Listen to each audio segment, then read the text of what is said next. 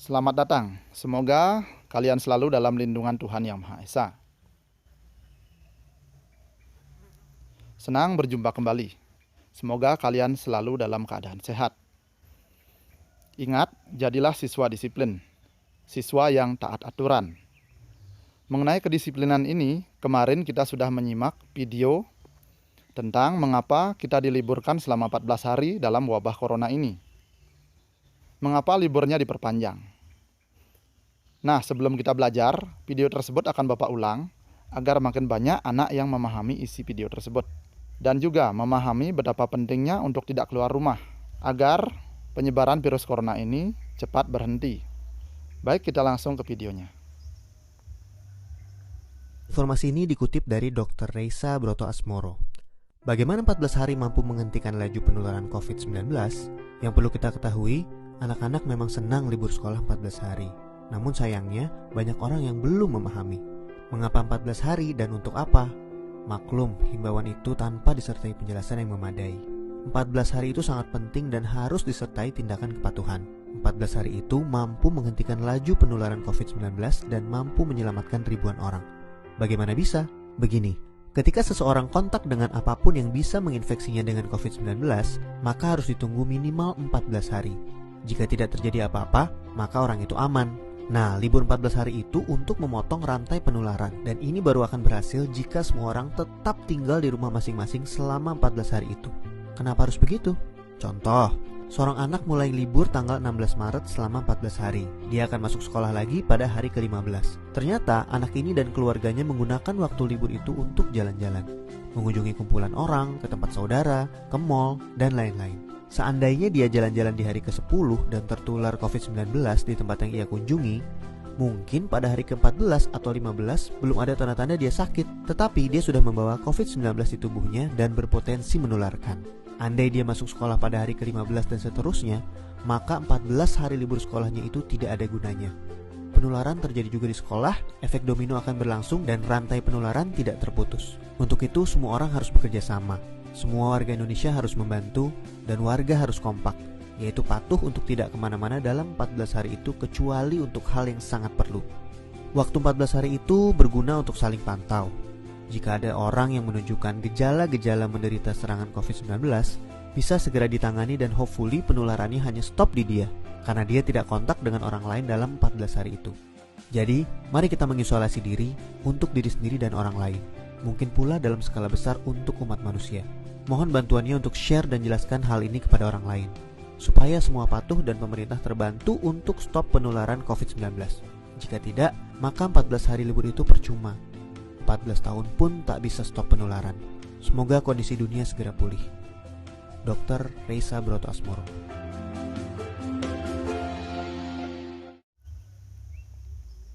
Nah, demikian videonya. Jadi penting sekali untuk mematuhi aturan dari pemerintah. Pemerintah adalah guru kita. Kita wajib mengikutinya karena pemerintah selalu memikirkan kebaikan untuk masa depan kita. Baik, untuk hari ini ada 5 topik yang akan dibahas. Topik pertama, pendahuluan, meliputi tujuan pembelajaran, motivasi, dan apersepsi. Topik kedua, pola lantai gerak tari.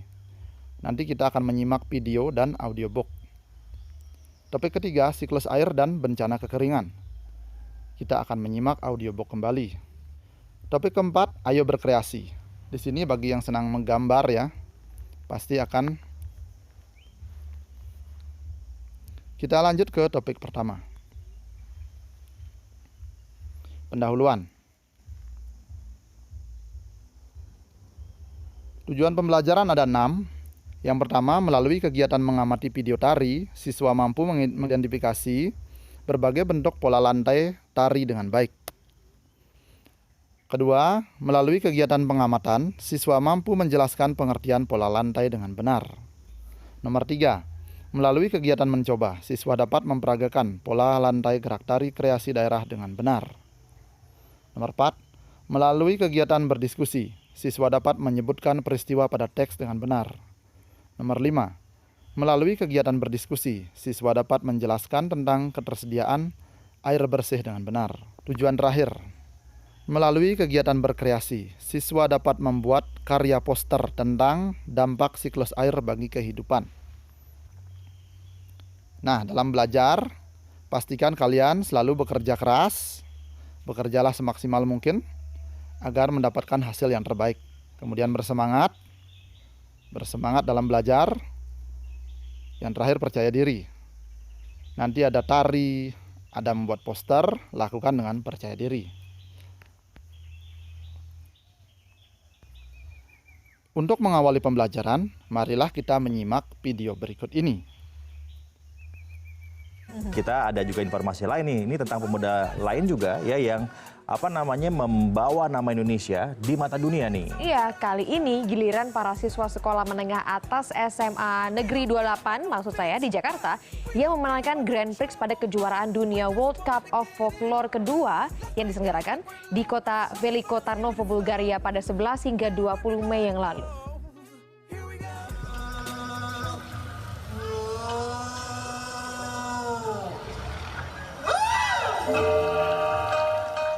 Delapan belas siswa yang tergabung dalam unit kesenian SMA Negeri 28 Jakarta memenangkan Grand Prix pada kejuaraan dunia World Cup of Folklore kedua di kota Veliko Tarnovo, Bulgaria Mei lalu. Keindahan tari tradisional mampu membuat kagum para juri hingga penonton. Selain memperoleh sertifikat juara pertama, mereka juga mendapatkan hadiah voucher sebesar 1.000 euro dari European Association of Folklore Festivals. Kejuaraan ini sendiri diikuti oleh sekitar 4.000 peserta dari berbagai negara. Tim kesenian SMA Negeri 28 Jakarta membawakan tarian berjudul Enggang Babalian dari Dayak, Kalimantan. Tarian ini menceritakan tentang seorang putri reinkarnasi burung enggang yang menjadi panutan karena kebijaksanaannya. Untuk mempersiapkan kompetisi ini, tim tari SMA Negeri 28 Jakarta berlatih selama 3 bulan. Tak cukup berlatih di Jakarta, selama di Bulgaria mereka juga rutin berlatih. Latihannya kita akhirnya karena tempatnya, jadi kita latihannya di taman gitu, tapi asik kok, malah jadi pengalaman juga. Sebelumnya tim tari ini juga berjaya di ajang internasional lainnya. Tahun lalu mereka memenangi Grand Prix pada Sisan Festival and Competition di Spanyol. Prestasi rutin bukan berarti jaminan kemudahan untuk terus berkarya. Regenerasi menjadi pekerjaan rumah utama agar mereka tetap berprestasi. Nah, untuk kesinambungannya, kan anak itu selalu berganti ya Mbak ya, selalu berganti. Tahun depan yang kelas 11 sekarang yang naik kelas 12, mereka tidak diperbolehkan lagi untuk ikut ekskul. Prestasi muda-mudi Indonesia semakin membanggakan di forum internasional. Pun budaya Indonesia mampu membuat kagum mata dunia. Keberhasilan ini semoga menjadi pemicu bagi generasi muda Indonesia lainnya untuk terus mencintai dan melestarikan budaya nasional. Iva Nahdi, Jakarta. Demikian video tadi, jadi itu adalah sesuatu yang berharga bagi bangsa kita. Kebudayaan, salah satunya adalah tari. Bukan hanya bisa menghibur masyarakat kita, tapi juga bisa mengharumkan nama bangsa dan menghibur seluruh orang di dunia ini. Itulah pentingnya kita menjaga warisan budaya bangsa, seperti tari tersebut. Nah, untuk itu pada kesempatan ini kita akan belajar tentang pola lantai gerak tari. Kita lanjut ke topik 2. Pola lantai gerak tari.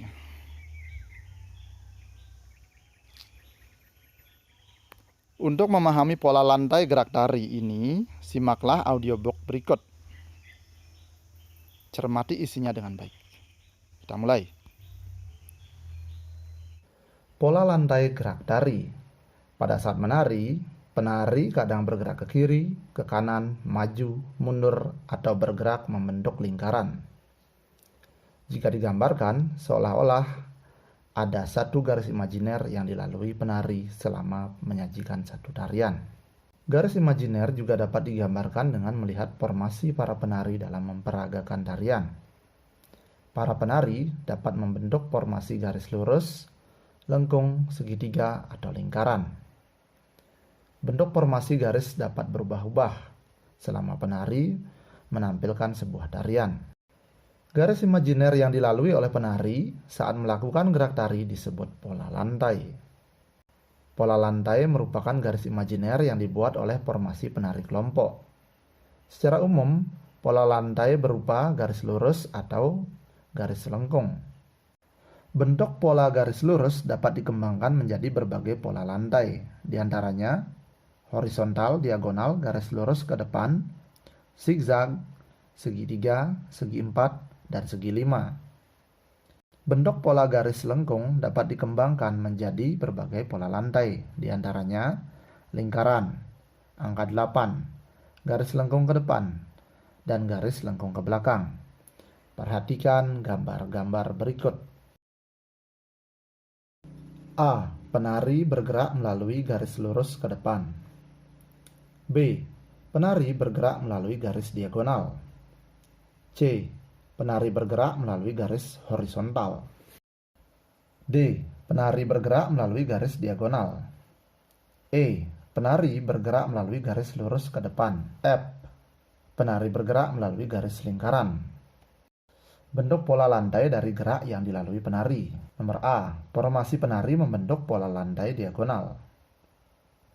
Nomor B. Formasi penari membentuk pola lantai segi 5. Nomor C. Formasi penari membentuk pola lantai garis lurus ke depan. Nomor D. Formasi penari membentuk pola lantai zigzag. Nomor E. Formasi penari membentuk pola lantai lingkaran. Nomor F. Formasi penari membentuk pola lantai diagonal.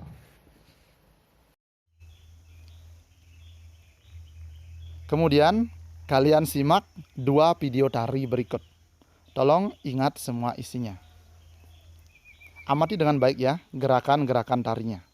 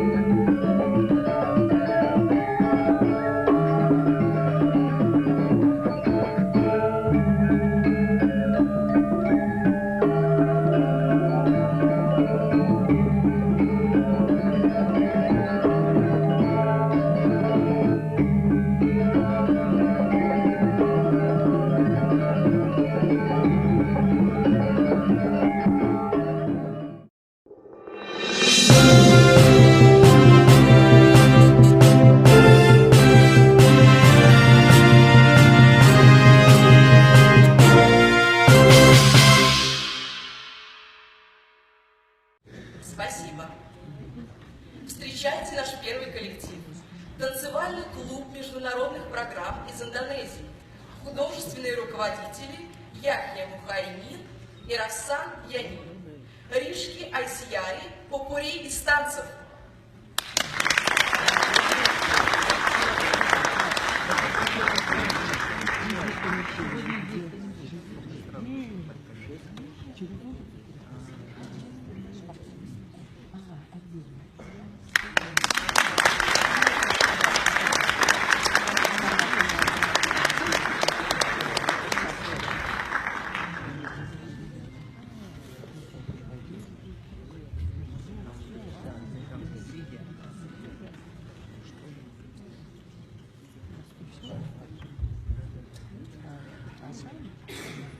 ليس الله ربنا على نور العالمين محمد مصطفى سيد المرسلين وعلى آله وصحبه أجمعين ليس الله ربنا على نور العالمين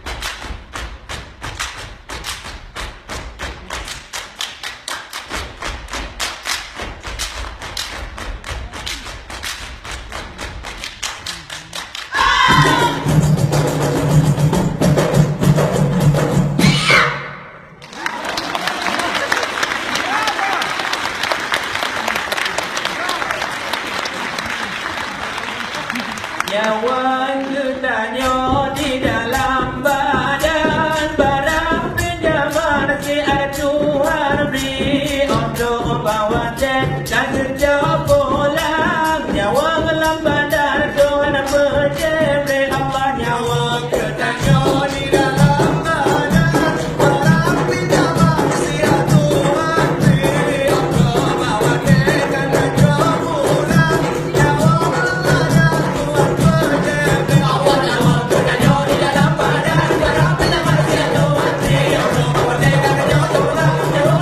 badan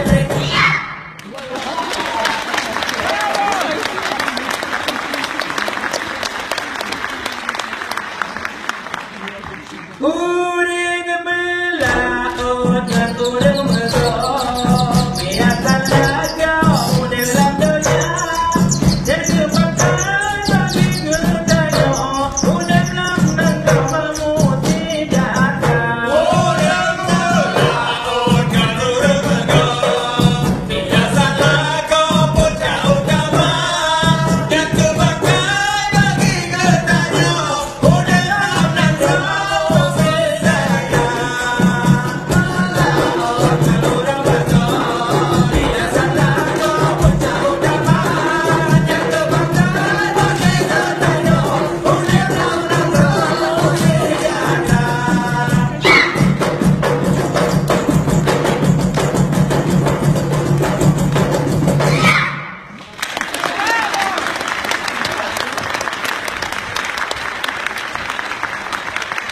Tarik bukan akan berlambulan sebut kado engkau jenara engkau jenara.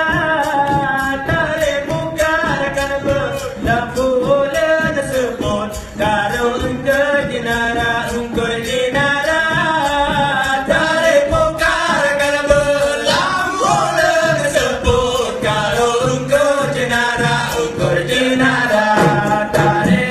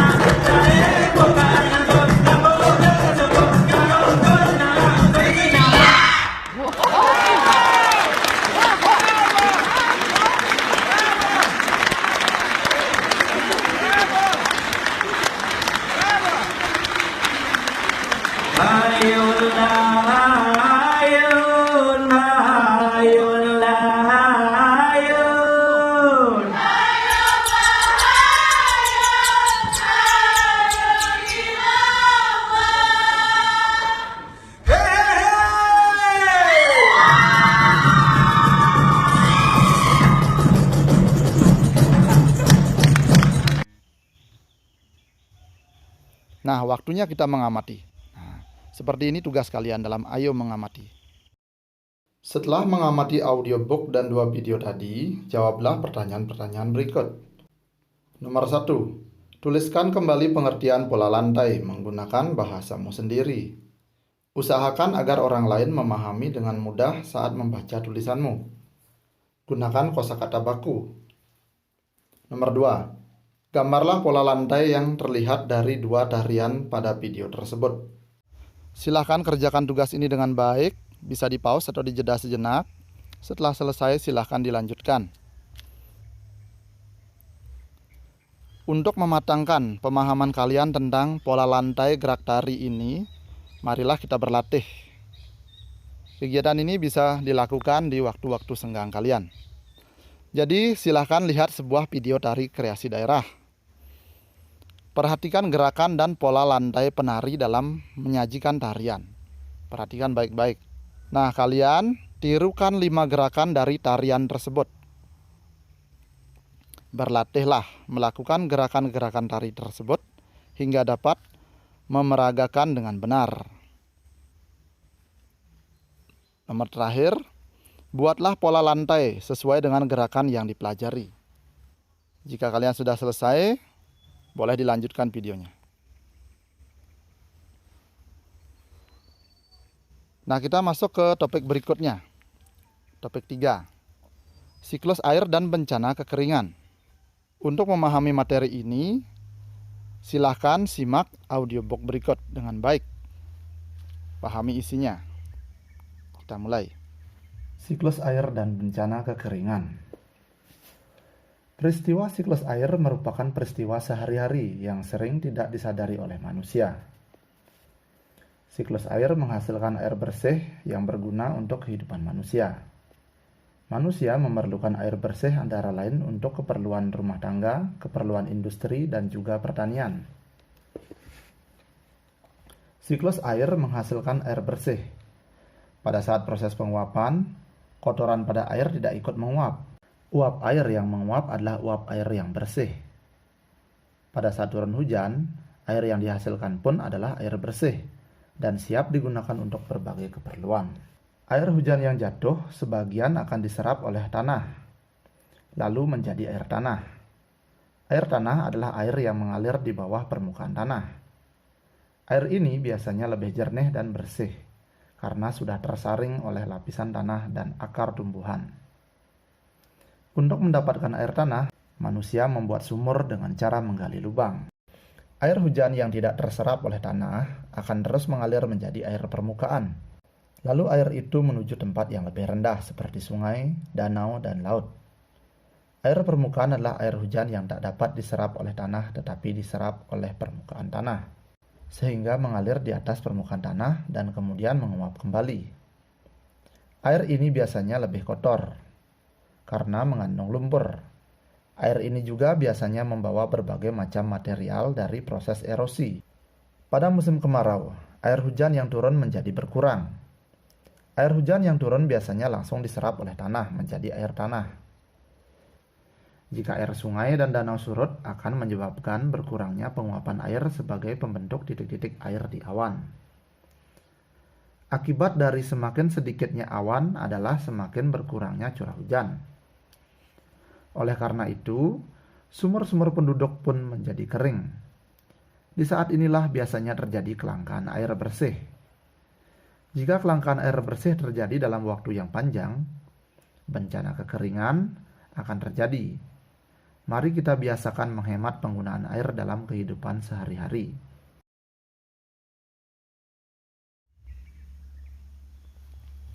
Nah, kalian sudah selesai menyimak audiobook tadi. Waktunya bagi kalian untuk berdiskusi. Seperti kemarin, Bapak sudah bilang kalian diwajibkan oleh pemerintah untuk tinggal di rumah. Maka kegiatan berdiskusi ini bisa dilakukan dengan keluarga seperti ayah, ibu, atau kakak.